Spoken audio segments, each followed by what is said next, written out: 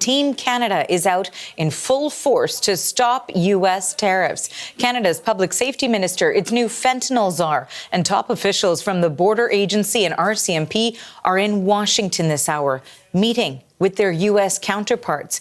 In those meetings, the Canadian delegation will address repeated complaints from President Donald Trump about fentanyl trafficking and illegal border crossings. Public Safety Minister David McGuinty spoke to us last hour ahead of those urgent discussions. It's clear to us that a strong border makes for safer communities in Canada, and a stronger border makes for safer communities in the United States of America.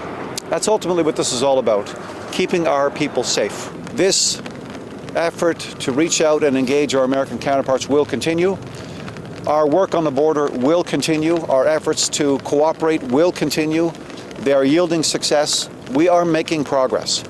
And this is the message that we're imparting to our colleagues here in the United States in this new administration.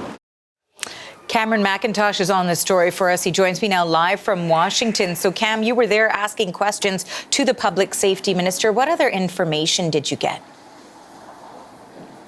Well, speaking to the public safety minister, speaking to Canadian officials here, this isn't one big meeting. This is a bunch of meetings with a bunch of officials across many departments, across here at the White House and across Washington. So the minister meeting with some high-level political people here today. Also, the head of the CBSA, the Canadian Border Services Agency, and the RCMP are also here. The big concern Donald Trump is expressing vis-a-vis the border with Canada is a bit about illegal crossings, but mostly about fentanyl, and that's really the message that they're bringing down here today. The new fentanyl czar, Kevin Brosseau, is also part of this delegation. They're talking not just about cooperating at the border and, trying to describe what more Canada can do, but progress that's being made. So really no mistake yesterday, or no coincidence yesterday, that the RCMP announced the results of a month-long fentanyl sting yesterday, just prior to this meeting, announcing that it had seized 47 kilograms of fentanyl, about 16,000 pills, and made more than 500 arrests. They're basically coming down with that message to basically show their work, to show the Americans what they're doing, what progress is being made. Here now is more from the fentanyl czar, Kevin Brosseau. Two key elements of my mandate. First is to ensure integration and collaboration, and I think we just heard two examples actually about how the integration is happening, both from the CBSA and the RCMP and a number of policing partners from across Canada. The second part is to work with American officials, American enforcement counterparts, to be able to drive that action between the agencies, between Canada and the U.S.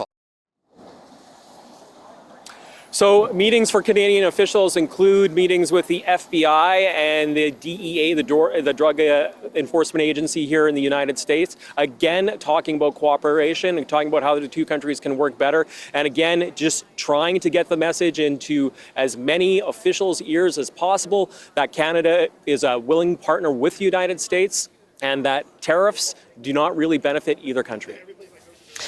And Cam, despite the efforts we're seeing from multiple Canadian agencies on this front, Donald Trump affirmed his pledge to slap Canadian goods with tariffs this morning. And that's even before the meetings got underway. What more is he saying?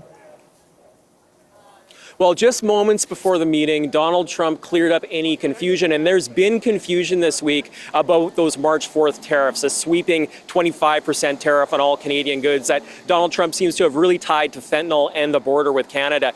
Basically, he came out and posted onto his site that drugs are pouring in, I'm quoting him here, drugs are still pouring into our country from Mexico and Canada at very high and unacceptable levels.